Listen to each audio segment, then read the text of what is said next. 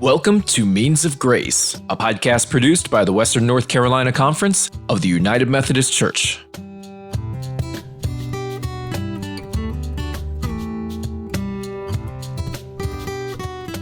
Hi everyone, I'm Luke Edwards, Associate Director of Church Development at the Conference Office. In today's episode of Means of Grace, we're featuring a guest episode from the Uwharrie District's podcast, Afresh, which offers interviews and resources for those interested in starting fresh expressions. In the show notes, you can find the link to subscribe to their podcast. In this episode, Katie Lineberger talks to Caitlin McElhaney and Lena Harvey about recovery ministry and fresh expressions. If you're in the Western North Carolina Conference and lead a recovery ministry or are interested in starting one, Caitlin and I will be hosting a Zoom networking conversation in November on this topic, and a link to register is also in the show notes. Without further ado, here's Katie, Caitlin, and Lena.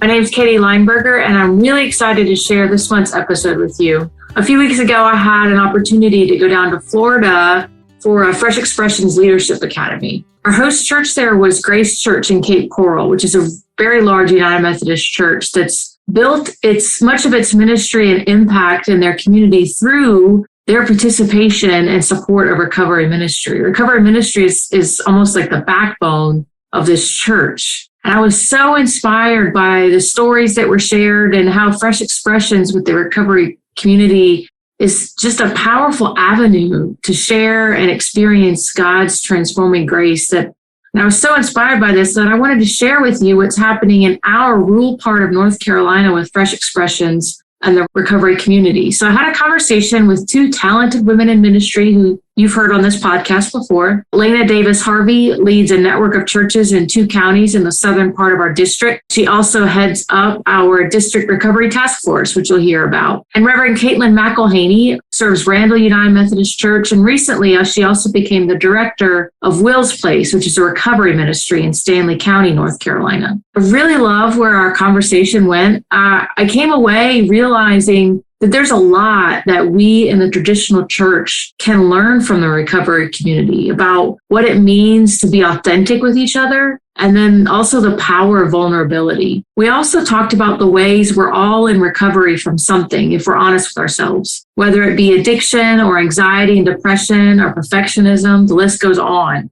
And so if we own that part of ourselves, we'll find that we're all equipped to do ministry with and in the recovery community. So before I start preaching, here is my conversation with Lena and Caitlin. Well, Caitlin and Lena, thank you so much for joining us today on Afresh. You both have been guests before. And Caitlin, you've hosted, and just really glad to see all the things that you guys are doing in the district and appreciate your leadership and excited to have this conversation with you today. So thanks for joining us. Thanks, Katie, for having us. So I'd just love for you both to kind of share, since today we're focusing on recovery ministries, to share how you got involved in recovery ministry, why it's a ministry that you're passionate about. And Caitlin, if you want to start. Sure. I'll try to tell the shortest version of the story because I feel like I could talk about it forever. But I was serving 2 small rural churches in Norwood, which is outside of Albemarle, and it's probably 2 years into serving there that my lay leader, who's also the one that mows my yard, came up to me one day. He was mowing my grass, and I was on the front porch, and he came up to me and said that he wanted to talk to me about something. And so he started telling me about his son and his struggle with substance use and how that was kind of a 12-year battle for their whole family and how, they just didn't talk about that in church. And he said, I married into the family that, was the family that did everything at church and kind of built the church, and we still didn't talk about it. He just talked about how lonely that was. And he said, we need to do something about that. And he didn't really have an answer for me. Like his thing was just, we need to do something about that. And that was about as far as he had gotten with it. And so I just started thinking, what we could do and what people need. And there was another girl that had started coming to church that was a part of a 12-step program. So she was going there to meetings. So she invited me. So for I don't know, several months before we started anything at the church. I just went to meetings and listened and kind of met people and told them who I was. And then I just was trying to learn some things and, hear their experiences and what they felt like they really needed. And out of that came a worship service that met once a month, and it was kind of themed around addiction and recovery. And so we met on a Sunday evening at the church, and it was followed by a community meal. And I spoke some, but it turned into really kind of a testimony opportunity for people to share their story and how they found recovery and their relationship with God through that. And so what was really cool is that, we had probably 5 or 50 people in worship on Sunday morning. And for every one of those services on Sunday evening, we had upwards close to 100 people. And I would hear, people talk about how they didn't ever think they'd be able to say some of the things they said at that service, at a church on Sunday morning. And it just felt really different for them. And it felt really different for me too. Like I fell in love with it really quickly, and it kind of changed my life. Like that introduced me to the world of recovery. And, God did for me what I really couldn't do for myself yet by, bringing me to the people that really would change my life. And so that's kind of how that started. And, a couple of years later, COVID hit, and we kind of had to put that on hold just for a little while. And it gave me time to really kind of think about next steps and what that was going to look like. And so now I don't serve the church that started that service anymore, but I serve at a nonprofit that their whole mission and vision is around addiction and recovery and helping people get into recovery, but then be able to sustain sobriety. And so now we started kind of a more full-time service. So it meets twice a month that is kind of the same layout and the same mission and vision of just trying to provide a worship opportunity for people to be authentic in who they are and share the things that matter to them and grow a little closer to God in the process. So that's the short version of I guess, how I got into this and why it means a lot to me. So you talked about listening, and that's such an important piece in the Fresh Expressions journey, that anytime we feel a nudge to explore Fresh Expressions, that we need to begin with listening. And so you shared that you spent a lot of time going to meetings and listening, and that led to this worship service. What are some of the things that you heard from people in that listening process that led you to start a worship service? How did you know from your listening that was the next right step? Yeah. So listening was hard, I guess, at first, because I'm a Methodist minister and I love church, and church has always been a really safe place for me and a good place for me, but it hasn't for everybody. And so being able to hear people when they said, that they had been harmed in church before, they had been told things, that kept them away from church. It was hard to hear that and to not, try to talk back or try to, just convince them that not all church is like that. I really had to let them see me, and see the way that I've treated them for them to believe that, that this church that we were going to start was different than what they'd experienced before. But I just heard people talk about kind of being shut down in worship, they were never going to share their true experiences with a group of people on a Sunday morning because of, fear of being judged or being, kind of ostracized for what they were offering in prayer requests. Our prayer request time in this service that I lead is really different because people share things like, so-and-so who's struggling with heroin, or, we want to remember those that are still sick. And a lot of people struggle with believing that addiction is an illness, and so that was some of the things that I heard was just that people just want to be heard, and they want to be able to share all of who they are, saying, especially a church, and not be judged.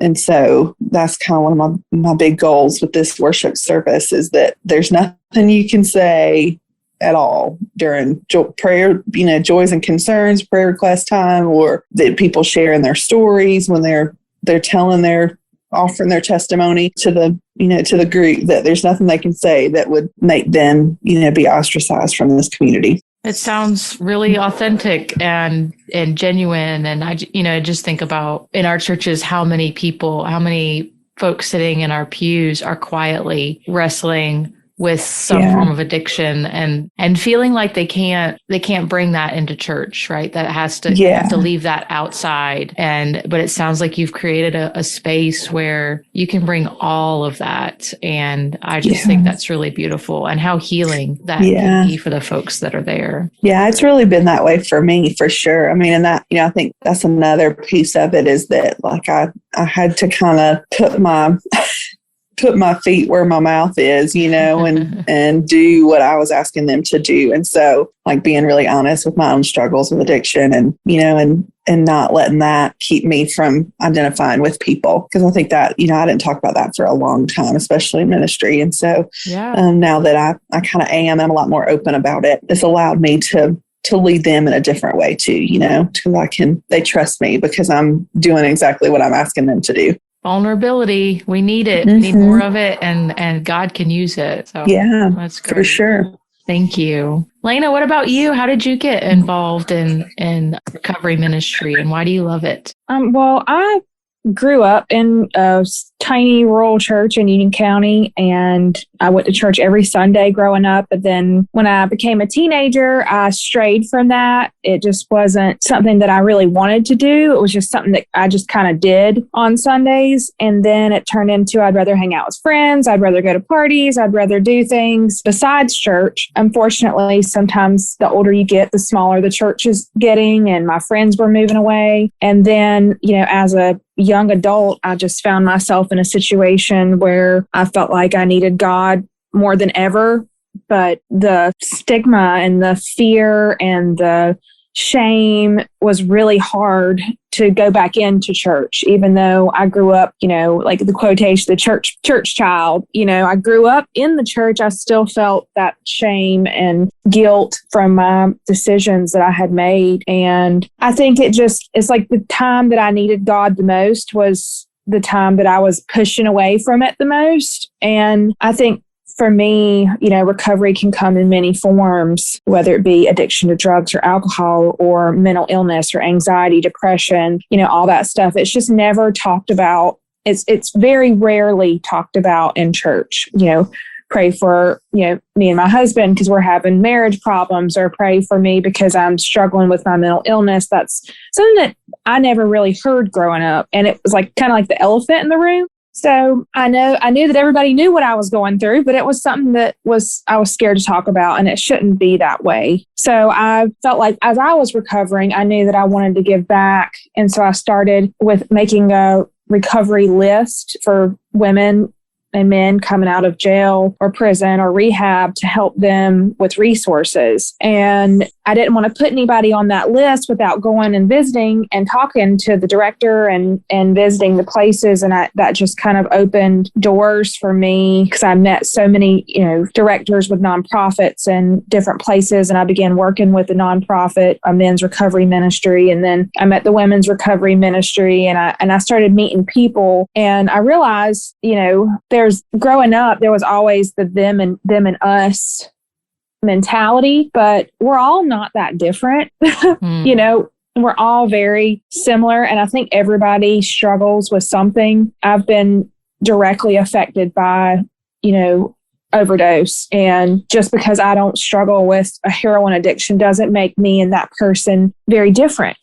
We all have our struggles. And I think that's why recovery ministries is important to me because, it's very, very easy to create that them and us mentality. And I know that I can't speak necessarily maybe the way Caitlin can speak or the way, someone else can speak, but I can speak from a way of, I understand the shame and the stigma.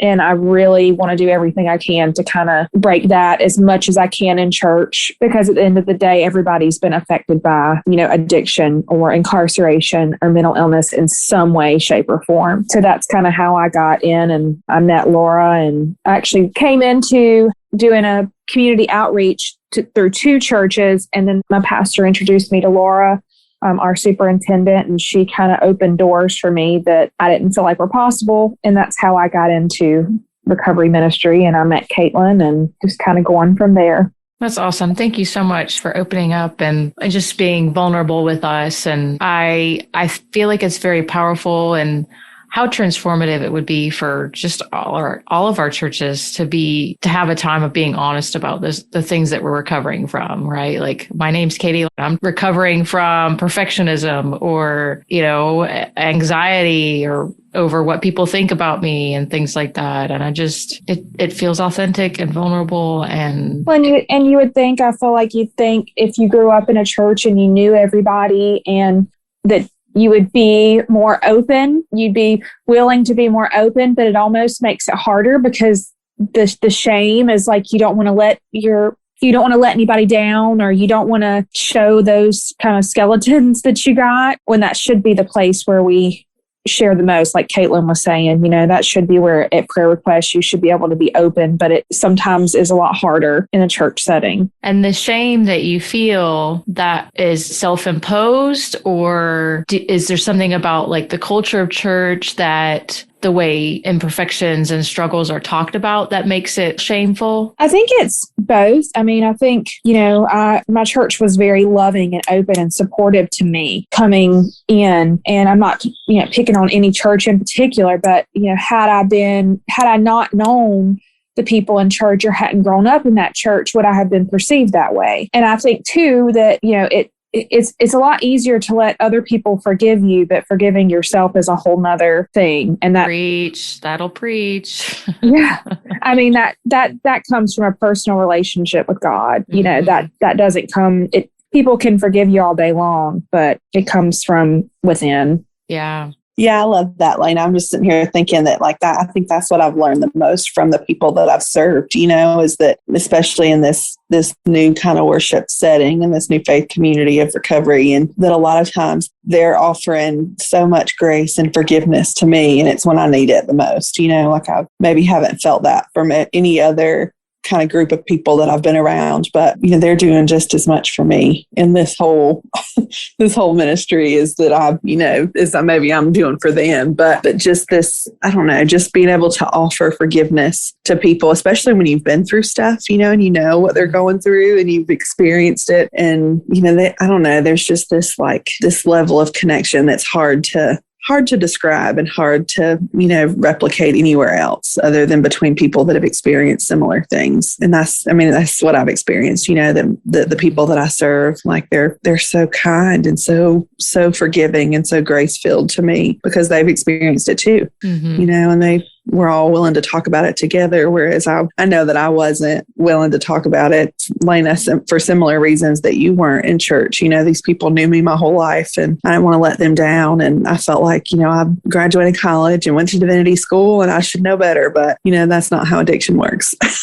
And so it's, sometimes it takes a community of people that have shared experiences and similar experiences before we can really learn to forgive ourselves. And that's what the church is, when we're being our best version of what it means to be church, that's where we hope to be able to experience that, right? It takes that risk of being able, somebody's got to take that first step of being vulnerable and sharing that. And that's scary if you're on your own, if you're going out on that limb on your own, to be the first person to kind of take a group of people to that space of brokenness and just genuine struggle. It's a scary limb to walk out on. It is scary. And, I feel like sometimes I'm walking around on that limb all the time, but, the people that I've surrounded myself with because of this ministry are the ones that just keep encouraging me, and reminding me that this is, like you said, at church at its best form. This is it.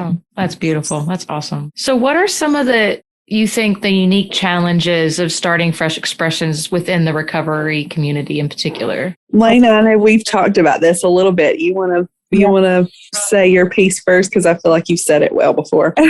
Well, there's quite a few challenges with that, but I think verbiage is a huge, language is a huge thing. Like I said, the them and us mentality is kind of it's been taught in churches for so long, unintentionally. I think that language is something that needs to be very careful, and like Caitlin had said, people have been hurt by the church. So, maybe the last time they saw a cross was at, their mother's funeral service where she overdosed. Or from a friend, or, maybe that's the last time they had been into a church, and maybe a sanctuary doesn't feel like a safe place, so like the Fresh Expressions, I think it's something new and different. That's just a different form of church that may not be the sanctuary of a church, if that makes sense. When you talk about language and verbiage, so what you gave us us and them, and that is prevalent and something to be aware of. Give me some other examples of some language to be aware of, and what's some more an alternative to that's more inviting. I mean, I think saying that someone lives with addiction versus calling someone an addict. Yeah, there's a big difference there. Yeah. It's just a huge, looking at it as something like Caitlin said, it's an illness. It's something that someone lives with. It's not necessarily a choice. Mm-hmm. Caitlin, you probably have some good. Yeah, well, that's what I was just like, my brain is going 95 miles an hour because that at this nonprofit that I work for, we lead, a couple of things different times a year. But one that our founder just was a part of was a whole like stigma reducing language kind of workshop, and just the importance of not calling people degrading things. Like it's easy to, and just in casual conversation, it's easy to call somebody a junkie or a crackhead or a, whatever. And that, like, how would you like to be called that? Mm-hmm. Like the things that you're doing doesn't define you as a person. And so remembering to put humanity before anything else matters, and especially it matters if you're talking to a group of people that, have come through those kind of experiences. And like, if you're going to refer to a whole population as junkies, you're not going to gain a lot of respect from the people that you're trying to be in ministry with. And so, even calling an alcoholic a drunk or, like that just remembering to put humanity first. I think that's probably the bottom line of what I would want to get across to people. And there's a big kind of push now to talk about substance use disorder instead of substance abuse, or talking about addiction as a disorder. That really kind of places emphasis on the fact that it is an illness and it's not just, this thing that people are doing because they feel like it, or because they can't control, they have no self-control. Yeah. Right. I think recognizing that things come hand in hand, normally someone living with addiction also struggles with depression, or someone who lives with a mental illness, a lot of times addiction will follow. It's more, a lot of times it's more than just addiction or mental illness. There's secondary things. That's something that I had to learn. It's usually not just one or the other. Like, this is not a quick fix thing either. Like, this is what kind of we're fighting against in Stanley County, is educating people that, you don't send somebody to detox and rehab and expect them to come home and be perfect and fine. Like, it's not a quick fix, and it's not even really a matter of fixing somebody, like it's teaching people how to live and how to live life without substances. And that's hard, because that there's always reasons beneath substances, and there's always, something that people either aren't able to deal with, or I know that was the case for me, like I couldn't deal with life on life's terms. And so it's a daily kind of lesson that I'm learning every day to how to do that. And so, when people go to rehab and come back and you expect them to be, peaches and rainbows, like that's not the case. And to learn that addiction is a lifetime thing, that we might not be using substances anymore, but it still is a lifetime commitment and lifetime struggle to find recovery. And also that it's a family thing, like it's not just a singular person's problem, for lack of better words, like it affects everybody around them. And there are so many resources, especially now, there's so many things available for families and friends of people that struggle with substance use disorder. That's helpful, because when you're thinking about recovery ministry and the recovery community, you're not dealing with just the person who's experiencing addiction, but their whole family system that can be for them as well. Everybody. Oh yeah. For sure. So what are some other unique challenges? I think, and I know we've talked about this probably, but I like just building trust with people, like I think that's my constant. That's the thing that I have to keep above everything else. And building trust doesn't happen overnight, like that takes time and takes patience. And, if I ever put, anything above trust, then I don't think it's going to last, so that then I think that's the case for serving small rural churches too. I had to build trust with my congregants when I first got here, but I don't know, this recovery ministry trust is a different ballgame. At least for me, it is. I could see that. And when we think about fresh expressions, a lot of our fresh expressions start with maybe a common interest or a common gathering place. And that's kind of like the starting point. But it sounds like with recovery ministry, it's a different starting point, and you have to start with the trust first. And it's not like you're going to be able to gather around, something that's fun and like a common interest, but it really, you're gathering around a brokenness, and that requires trust. I think too with trust, it comes building, you have to build community, and that's hard a lot of times, especially when you're in rural areas or when you don't have as many resources or when the communication isn't there.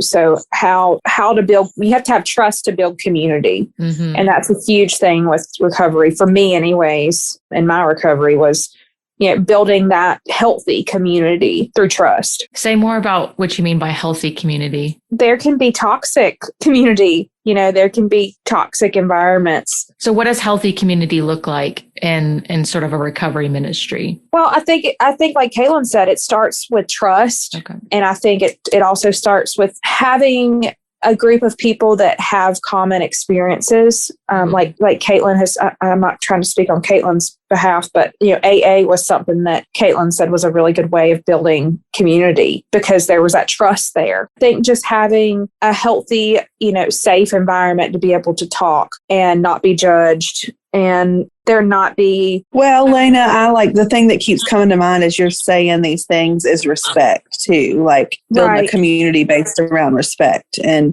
respecting people and what they have been through. And then in return, they respect you.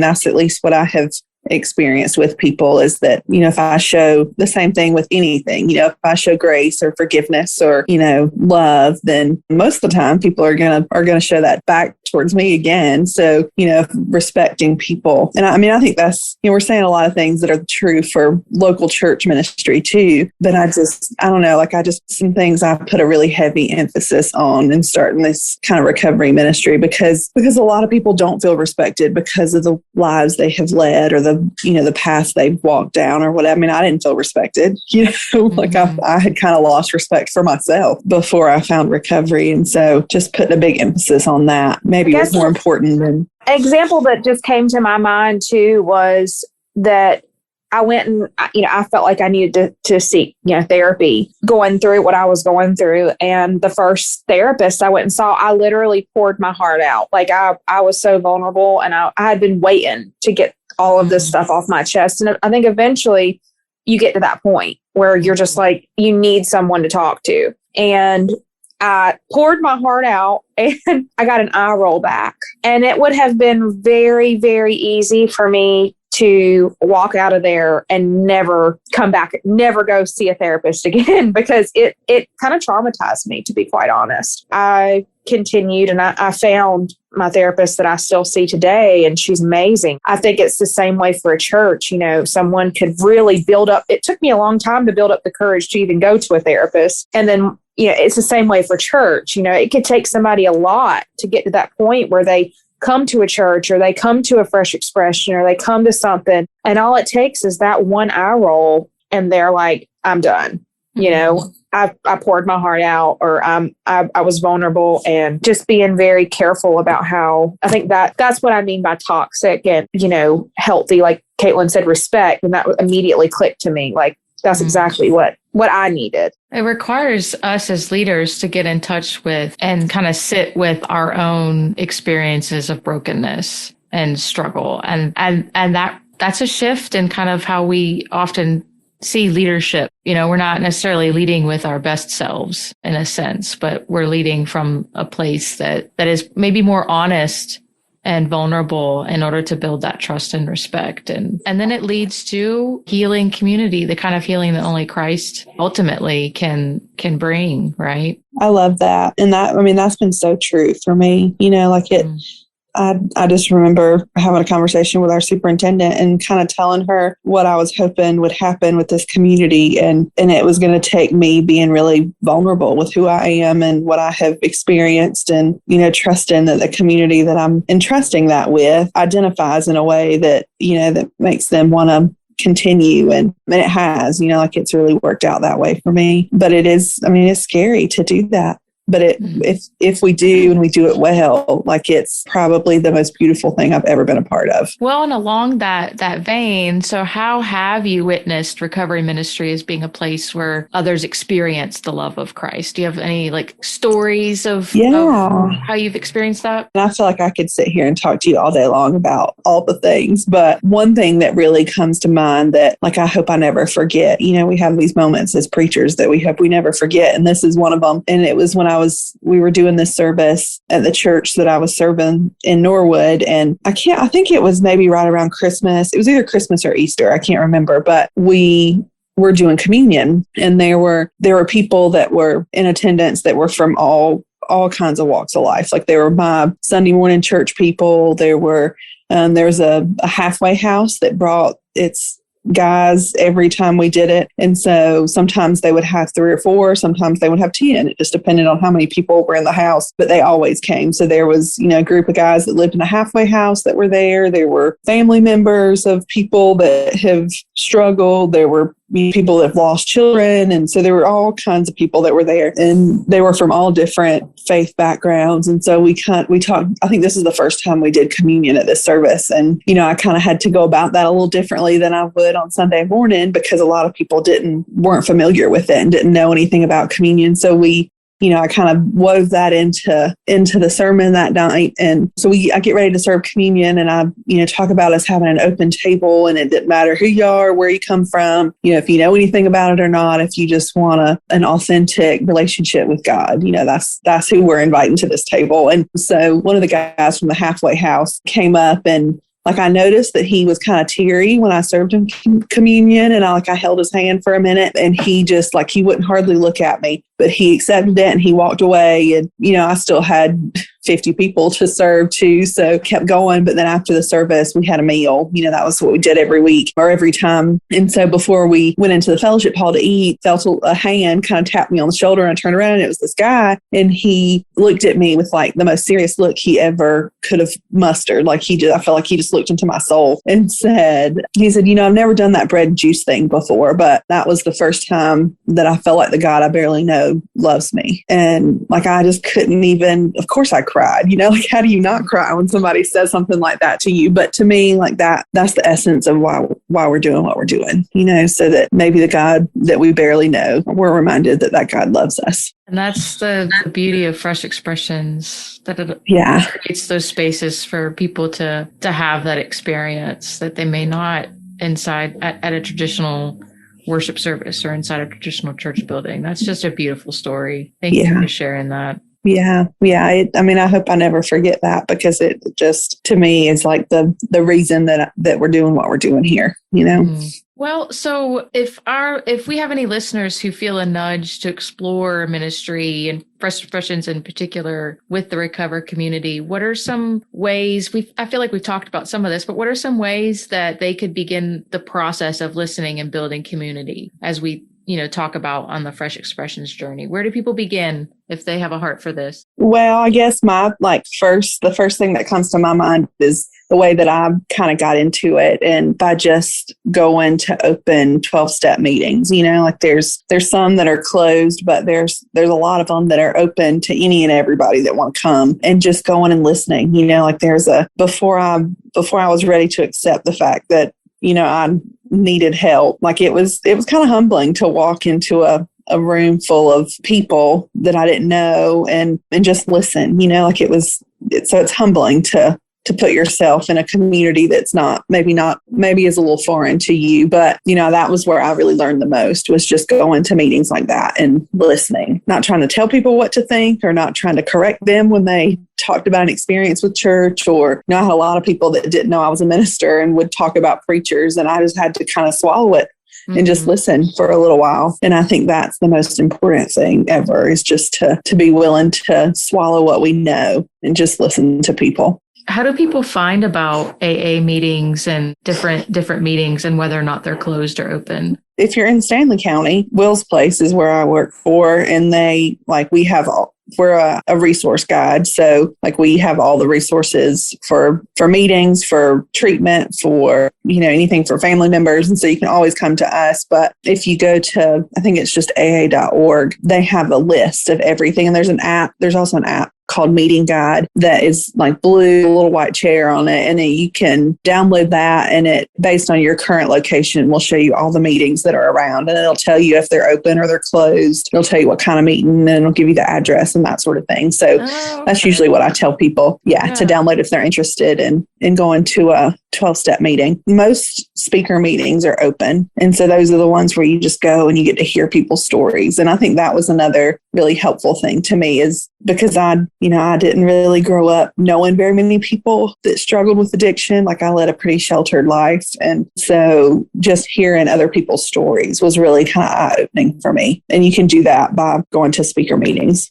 That's great. Lena, you lead the district recovery task force. And are there resources that you all are putting together that might be helpful for folks thinking about fresh expressions in the recovery community? We're in the process of trying to develop a book list with different tabs on what they are and what the different sections are. And we're also trying to develop a resource list, which we'll be working with Caitlin with Will's Place and all that to get kind of our resources. I think resources are huge. And I know I've been to, like Caitlin said, sitting in with AA meetings. I think that's great, but also just finding out what local, ministries, what local recovery ministries are going on and going and meeting them. I know, not everyone's going to be, maybe perfect or what you think it's going to be, because it's really hard to do that if that's even possible. But I think for me, that was another thing that helped me, was just going and kind of building that resource list and just meeting the people that are already started, so you don't have to necessarily reinvent the wheel in some ways. Caitlin, how can people find out more about Will's Place? Do y'all have any social media or website or anything? Yeah. So we have Facebook and Instagram and our website. So our website is willsplacenc.org. And then our Facebook, I think it's just Will's Place, and our Instagram's the same thing. And then the Silo, which is this faith community in recovery that we have started as of September, I guess. So it's pretty new. And that, I talked a little bit, or talked around that a little bit, but that community is really just, I'm hoping, kind of can be an extension of all churches' ministry. Any church that has people that would benefit from something like that. It's not my goal to poach people from every local church in Stanley County, but just to kind of offer in addition to. And so we meet on Sunday evenings twice a month. And so that website is the silonc.org, and it's in Albemarle. And I just would love anybody that's ever interested in talking about recovery ministry. I could talk about it all day long. So I'd love to talk to anybody that is even interested or has questions or would like to kind of experience it. You're always welcome at either the Silo or Will's Place. And if I remember, your goal for the Silo is to be a place for people experiencing recovery in all sense of the word, like we were talking about earlier, not just substances, but depression and anxiety and all of that. That's your goal for that service. Yeah. So really, anyone is welcome to that. And that, you said that's the first and third Sundays, correct? Yeah, it's the first and third Sundays of the month at 5:30. We meet at an event space. It's called the Lodge on Hatley Farm, and it's really kind of a special place. The founder of Will's Place, it's her family's farm, and she grew up there. It's where her brother died of an overdose in 2012. And so there's just a lot of special air out there, but it's a really beautiful kind of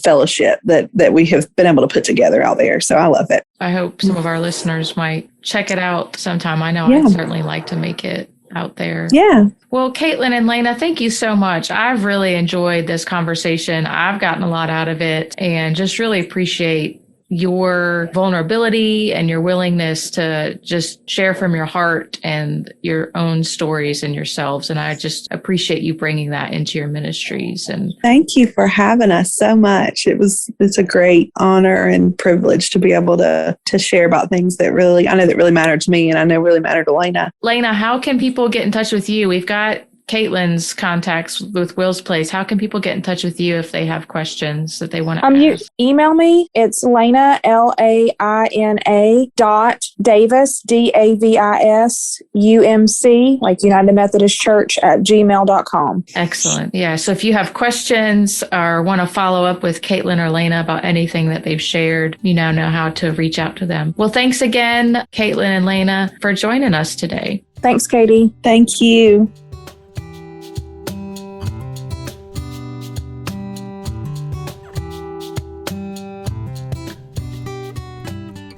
You've been listening to a guest episode from the Uwharrie District's podcast called Afresh. Be sure to check out the show notes to subscribe to Afresh and hear more from Katie Lineberger and her Fresh Expressions team in the Uwharrie District. Thanks for listening.